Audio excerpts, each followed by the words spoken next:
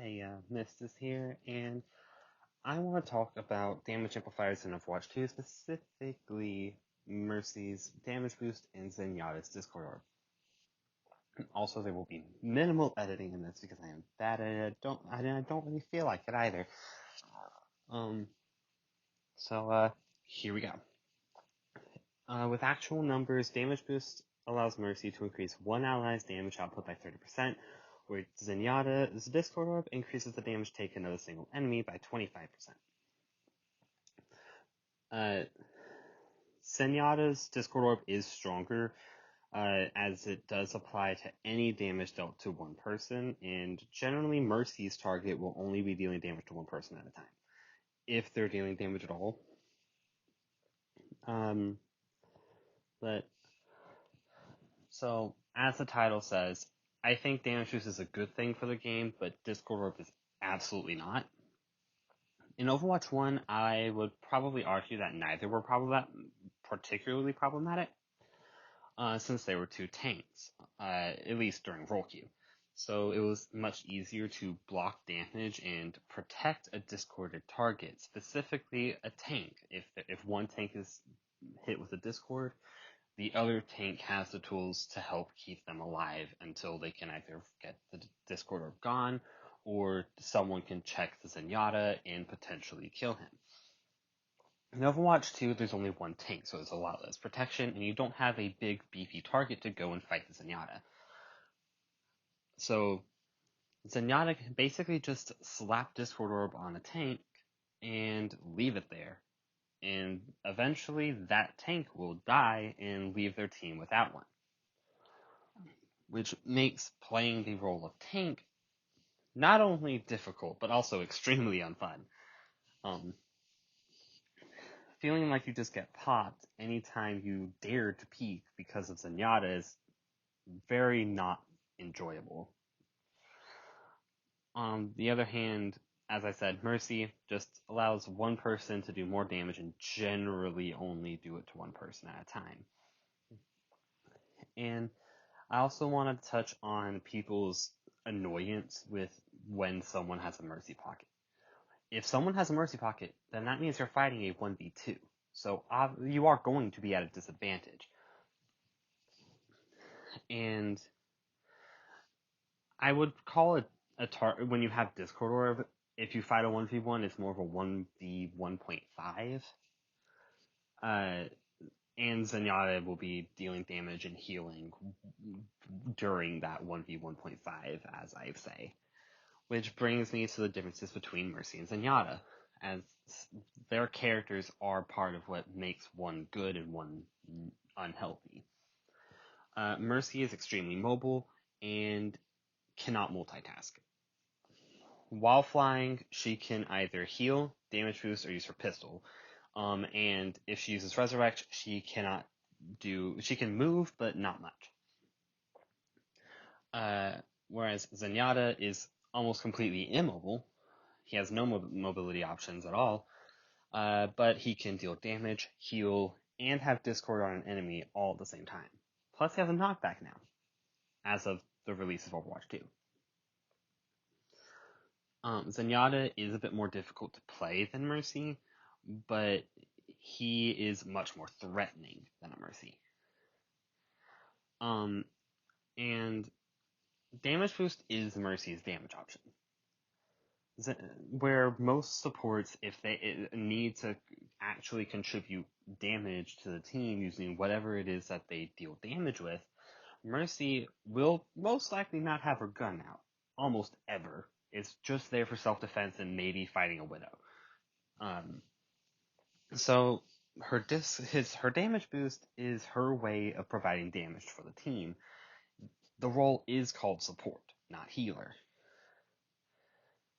But Zenyatta not only deals damage on his own, but he increases the damage everyone on the team, including himself, does. So I personally would change Discord Orb to be 25% anti-heal.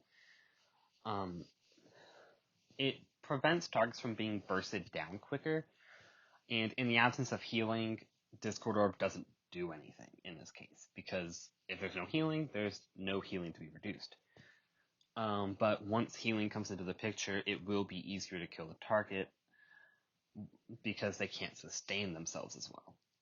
It might still be quite strong since it can be constantly applied, but with an ability like Discord Orb, it's hard not to make it really strong.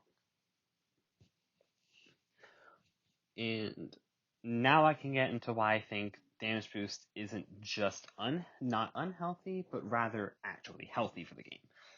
And it has to do with the two heroes who have been the main instigators for damage boost conversations, that being Ashe and Sojourn.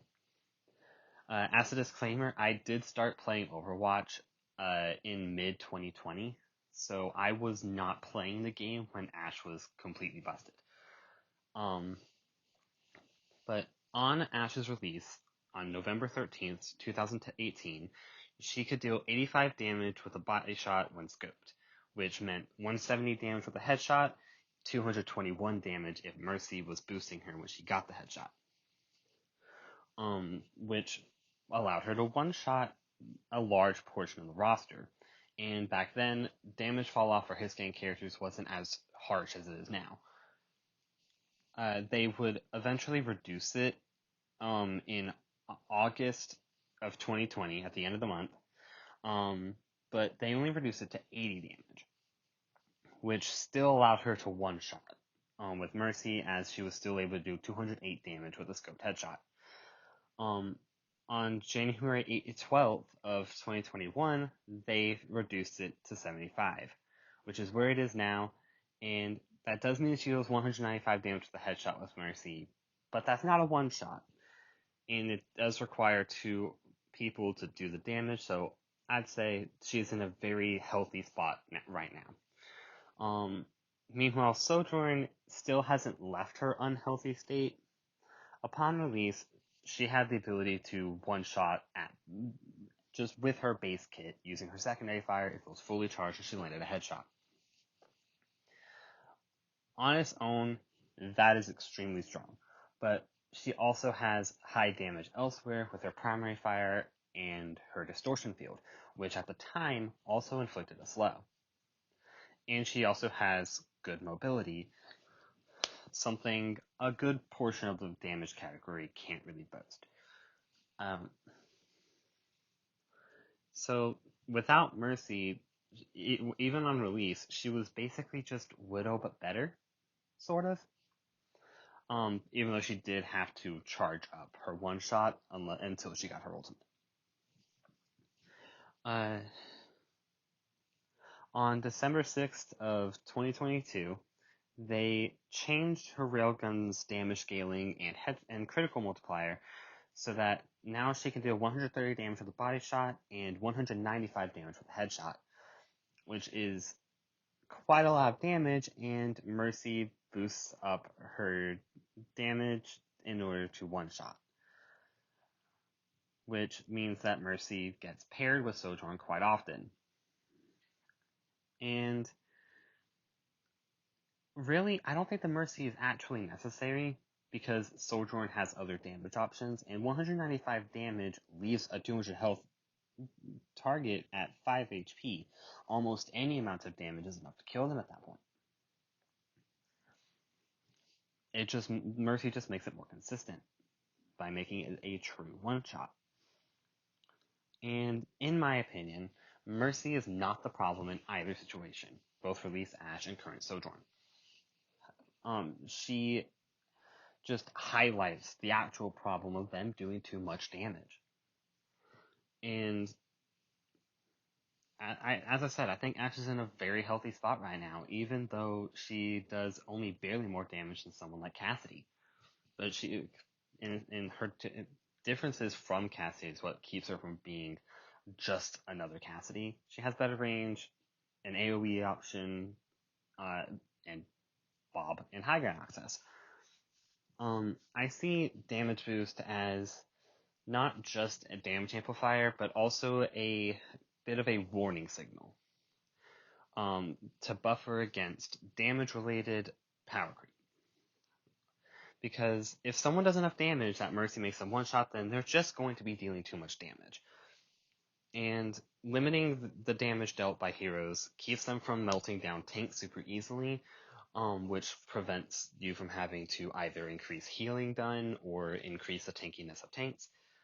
And not having to do that means you don't have to buff up other damage characters in order to keep them keeping up with the rest of the group. I might be uh, my logic might be flawed here. There might be some logical fallacies. I'm not entirely sure, but it makes sense to me that keeping a hard limit on the amount of damage someone can do at seemingly 150, I think is healthy for the game. I can see damage boost being reduced to 25% increase, but I feel like there is a reason that at no point ever in the history of Overwatch has damage boost ever been anything other than a 30% damage increase. And well, that's basically the end of my little discussion rant thing. Uh, share your thoughts as you do. Just be civil about it. And I still don't know how to end videos, so bye.